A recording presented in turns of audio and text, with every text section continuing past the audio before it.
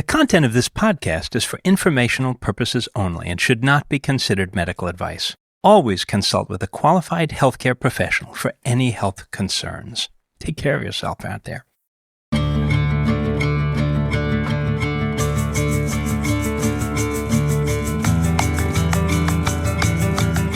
Welcome to Unravelling, a podcast that looks at the world through the lens of mental health. I'm Kurt White, a social worker and psychotherapist. And I'm Mary Wilson, a journalist. And Kurt, we're reaching the end of January, and for everyone participating in dry January, maybe they're starting to reflect on whether this has been a great decision, feeling the health benefits maybe, or maybe some are just ready for it to be over. Yeah, that's really true. Probably a mixed set of reactions, and maybe trying to think about what meaning to make of this experience. How does this sort of fit into the sort of overall relationship that we have to alcohol? And last episode, we spoke with Dr. Jeff Kane about the health risks of drinking and how the risks are really worse than many of us may realize. Yeah, that's right. Sort of an emerging body of evidence. It's actually been in the news quite a lot lately, even just the past month, the Surgeon General weighing in on this, that alcohol may not be as benign as many people think that it is. That's not the whole story of it, is it? I mean, alcohol is, there are sort of both personal and social reasons why we might have a relationship to alcohol, isn't it? That's right. That really complicates things. So we wanted to explore and speak to someone who could help us understand just how alcohol is so deeply woven into the fabric of our everyday lives. Yeah, and it's an interesting thing. I think there's really nothing like it in the way of like the relationship that we have culturally and socially to it, right? I mean, it may be a little bit of an accident just because things ferment relatively easily and make alcohol, and so we've had a long relationship to it as a human species, but it's very much interlinked with cultural traditions, sometimes religious traditions, sometimes governmental reactions to it. Right? We've had gods of wine, for example. Multiple actually gods of wine in different traditions, and I think sometimes when we ask a question like, hey, why do we have such an intense relationship to alcohol? The answer isn't always an individual one. It's our sort of social inheritance. Yeah, so we're going to explore that more today with our guest. So this episode, I speak with Jeanette Hu, and she works with people who might describe themselves as sober curious. They really want to re-examine the role that alcohol plays in their lives. And I love this term. I'd never heard it before, sober curious, but it's like one of those terms, the moment you hear it, you know you needed it. In a way, it's what Dry January is about for a lot of people, I think, getting into this kind of curiosity, being a little bit of a scientist of our own life and mind. What if I did it this way for a while? What would I notice, right? And maybe others are noticing that at other times. And I'm really excited to hear where she goes with that. Yeah, Jeanette Hu is a psychotherapist based in California. She supports individuals who long for a better relationship with alcohol, helping them learn to drink less without living less. Jeanette is the creator of Sober Curiosity Lab, an online course for a better relationship with alcohol to help drinkers change their relationship with alcohol through compassionate curiosity. Oh, let's have a listen. That's great.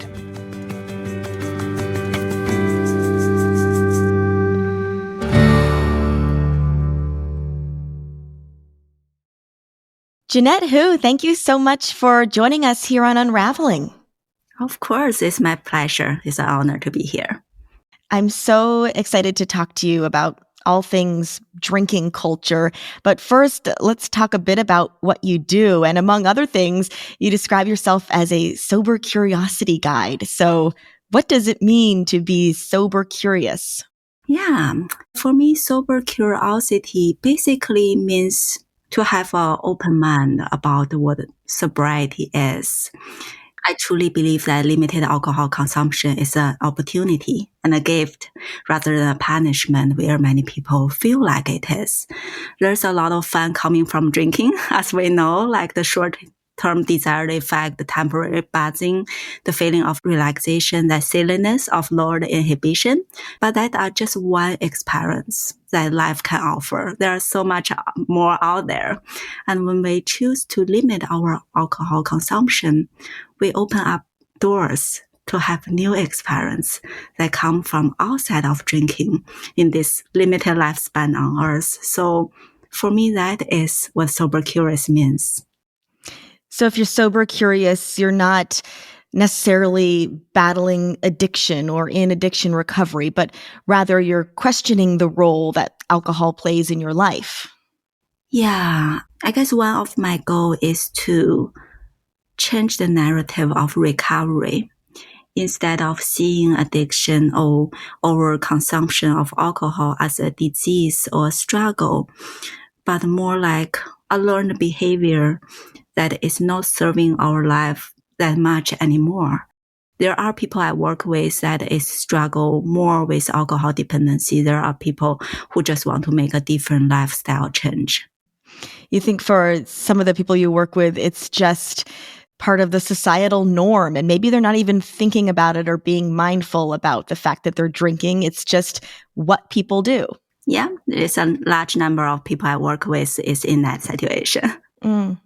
Well, you touched on it, that alcohol can be fun. It can be celebratory and joyous. Yeah, alcohol, like any addictive substance, have that power to create that short-term desirable effect, the buzzing feeling, the relaxation feeling. I see the glamorization of alcohol in our culture. The problem is that it magnifies those desired short-term effect and didn't fairly reflect the cost or the risk of consuming this substance on a regular basis.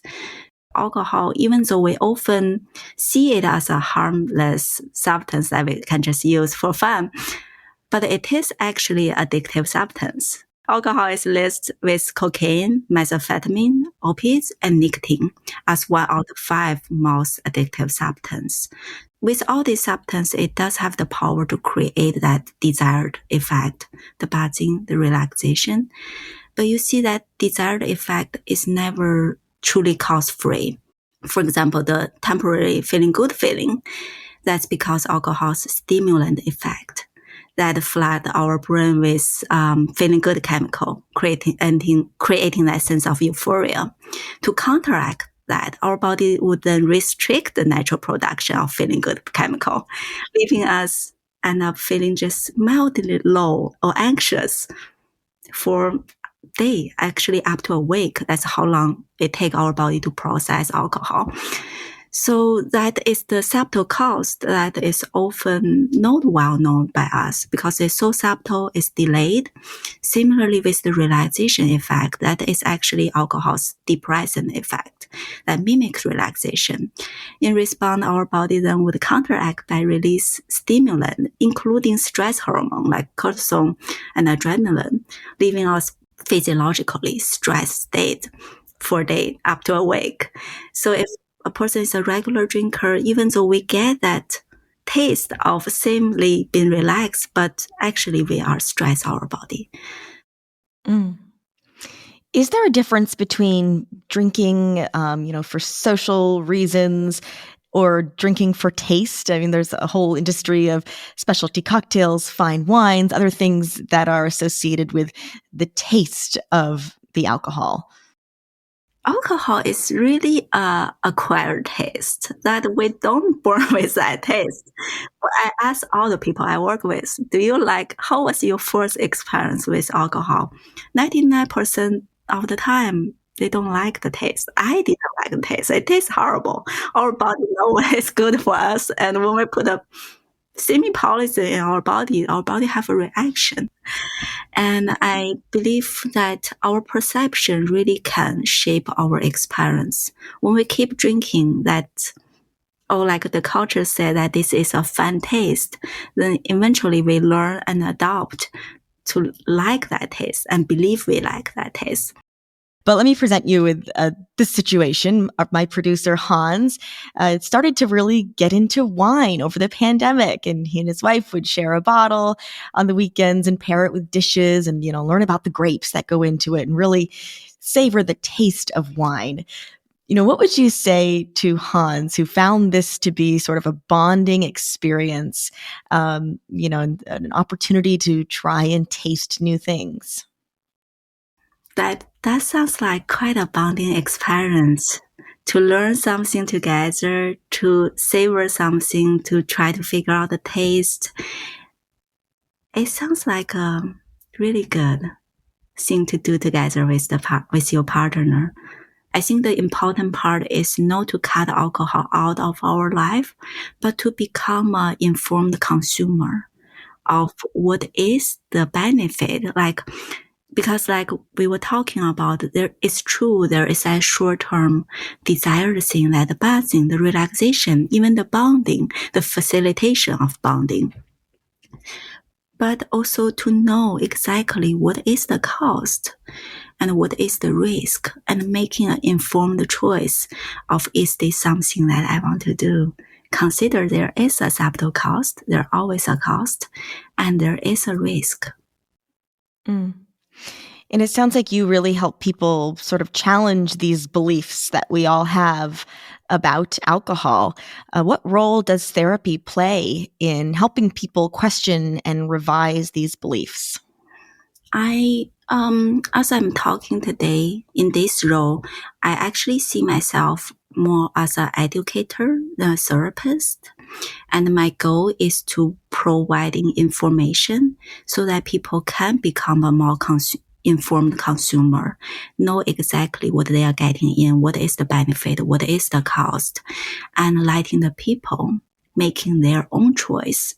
It could be continue drink, it could be drink less, or could be stop. It's really up to them. And as a therapist, my role is slightly different. When I work in therapy one-on-one with people, most of people I work with are coming in with some kind of childhood trauma or pain. Then alcohol is a way of self-medication to cope with that pain from the past. So that work is different. Besides changing the belief, we also work on how to heal. So I see that two roles slightly different. Do a lot of people sort of have to hit rock bottom in order to come seek out your help? Or are there people too that are just curious, sober curious, and want to learn about the role that alcohol plays in their life? People get the impression that rock bottom has to be something external, something bad that happened, relationship, and the relationship, loss of a job, a legal consequence. But a lot of the time, it could happen internally. When drinking reach a point where the cost just become too high, it's for me that I never reached that true rock bottom. But the moment is when I realize I start to choose alcohol over the things that is important to me, my dream, my partner, my connection. And that's my personal rock bottom, that from the outside, nobody going to see a rock bottom. But for me, it's that tipping point where the costs get too high and no longer makes sense. How long was sort of the process for you? Did you just go cold turkey, cutting out all drinks, or was it something gradual? Do you recommend people sort of just start cutting things down gradually if that's their goal? I wish I can give you an overnight success story that I decided to quit one day and I stop. That's not my story. Also, I'm actually a daily drinker that for over a decade, and the quitting process, the cutting down process, take a good 2 to 3 years for me. And that's what I tell people, that a lot of time that we were misled into this idea that change, be able to cut down drinking should happen overnight. But really, cut down on drinking is a learning process. It's about learning how to do the things that you once do with the help of alcohol, now doing it without the help of alcohol, to learn how to enjoy yourself, how to have conversation during social situation, how to relax, how to manage stress. It's a whole learning process that involves so much learning. It doesn't happen overnight. And the challenge and setback is just part of the process. Like learning anything, like learning a new language, we don't learn it overnight. Neither is learning to cut down drinking. Wow. In that couple-year process, was there ever moments where you said, never mind this, I'm going to go back to how I was, and that was much better than what I'm going through now? I can't tell you how many times that happened. It happened countless times.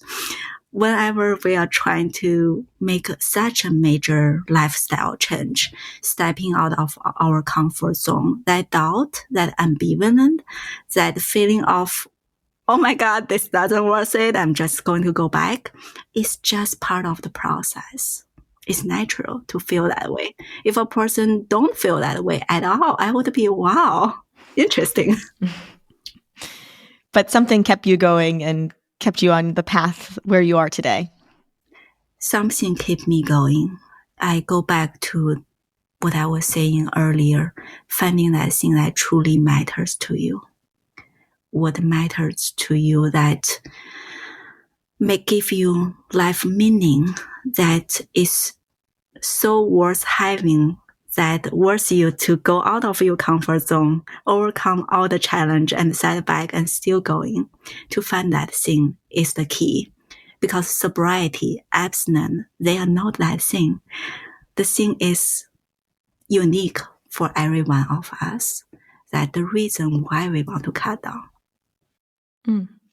Take us to maybe a party or social gathering back in your early days of sobriety when things were still difficult. What was that like, trying to mix and mingle without the alcohol that you were so accustomed to? It really took me back. It wasn't easy.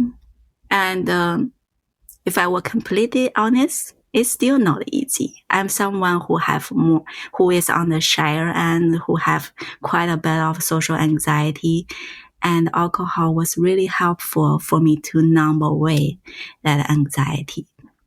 So during this process, it's again a learning process, learning small things like, how do I hang out with people who don't drink at beginning, or even at beginning maybe sit out some situation that drink alcohol is just everywhere, and to learn come with up that excuse of how to say I'm not drinking without drawing too much attention.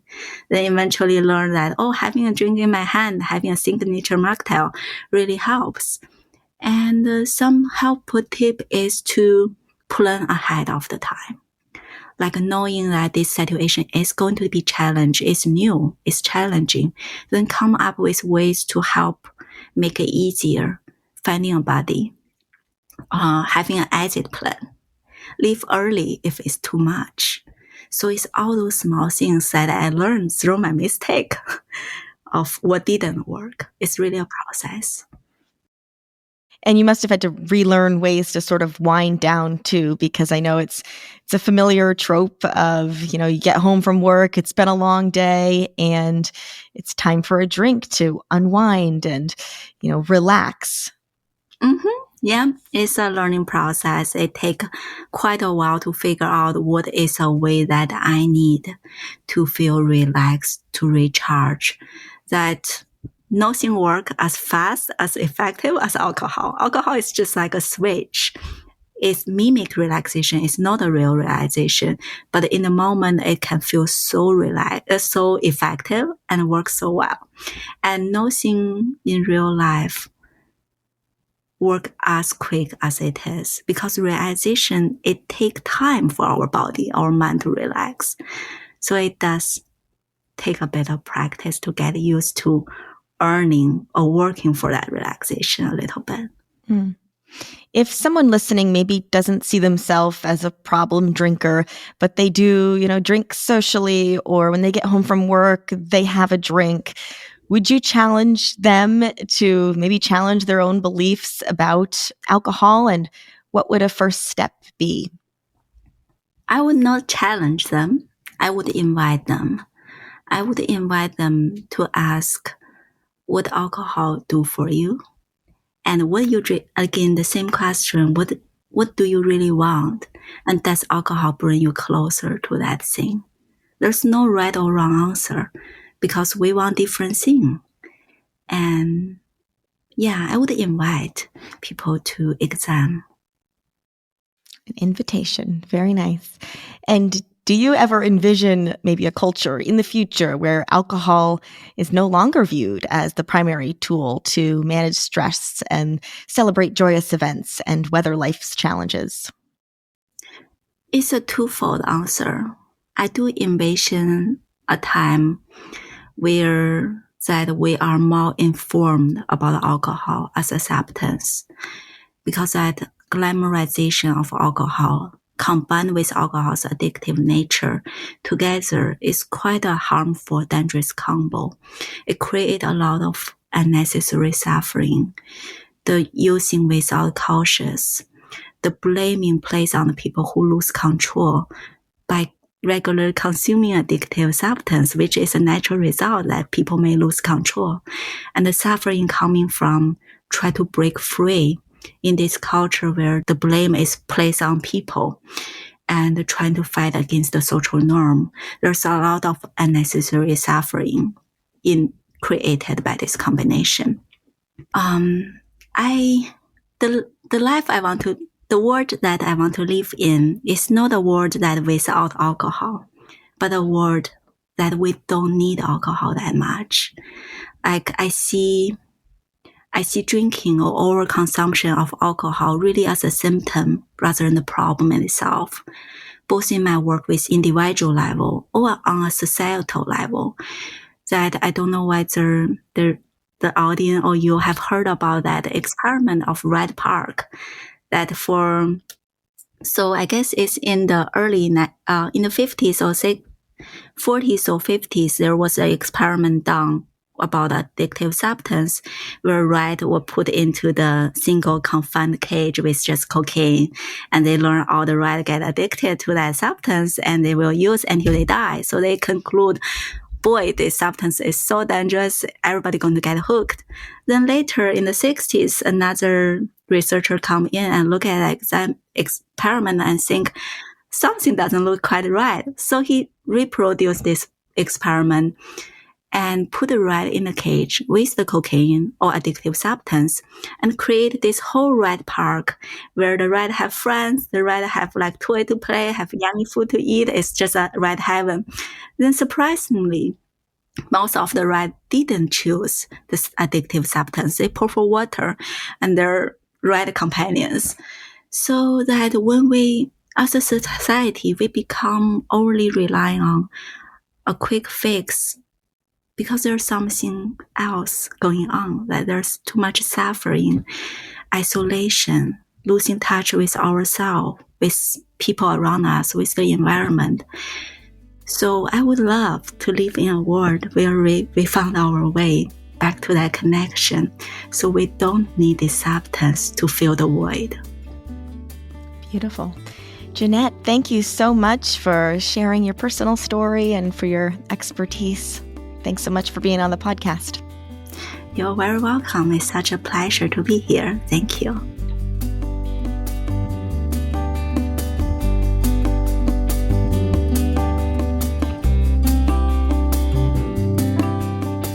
And Kurt White has been listening along. I really enjoyed that interview, Kurt. Oh, so did I. I'm both grateful for her personal story, but also I think that openness, curiosity, and gentleness with which she approaches a topic that's so often hard to talk about, so fraught with history and opinion. Yeah, you can tell there was no judgment in her voice. And of course, she's been there herself. So she really just wants to encourage others to live their best lives. That's right. I mean, who, after all, doesn't have some sort of relationship to alcohol? Like we said, it's so interwoven into social structures, and it's such a part of, sometimes everyday life for so many people. Or maybe we have families and have a particular history of it being a problem. And it tends to be a thing that is sort of hard to turn our attention to looking at. And I mean, that's really what we've tried to do in really both of these episodes, both with Dr. Kane as well as today with Jeanette. what meaning does alcohol actually have? That maybe we were handed through our family and social structures, that maybe we've not really had a chance to look at over the course of our lives. Just inviting us to do that. Yeah. And sort of the drinking without thinking, where you're at a wedding and it's expected to have some drinks, or you have drinks after work with friends and you're not really thinking about why are we actually consuming the alcohol. It's just sort of a part of your normal life. And I think that sometimes there can be a subtle movement away from relationship and connection, even in what is not thought of as problematic drinking a lot of the time, right? It's a movement to substitute a substance for a connection or a relationship. Now, if that becomes really like the only way of doing it, then maybe it does become a problem for folks. She talked about that. But, in any given moment of drinking, that might also be true. It might be is it a movement away from something or towards something? And there's not a pat answer to that, it seems like, but that maybe we could benefit from marinating in those questions a little bit more. And it may be especially hard to explore that when it's sort of the minority and you feel like not drinking is almost more rare than drinking. Yeah, I think so too. And to that end, I think, we'd really like to hear from listeners about this. Yeah. Yeah, let us know if you partook in Dry January and your reactions, if you changed any habits, and maybe the changes going forward that you plan to make. Yeah, you can reach us. This will be in the show notes, but we've got an email address, Unravel, UNRAVEL, at brattlebororetreat.org. A bit of a long one, but it's in the show notes. Or by calling 802-258-POD3 and leaving us a voice memo, a voice message. Oh, we would love to hear from you. And also, Jeanette offers many free resources, including the Dry January Success Playbook, which you can find on her website, youcanhealwellness.com, and in our show notes. Wonderful. Well, thank you again, Mary. Thank you.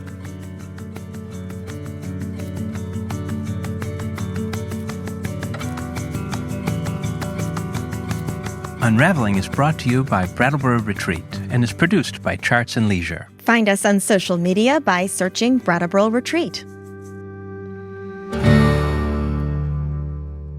Brattleboro Retreat is committed to exploring diverse perspectives on mental health. While we invite hosts and guests to share their insights, the views expressed are their own and do not necessarily reflect the policies or positions of the hospital or its staff.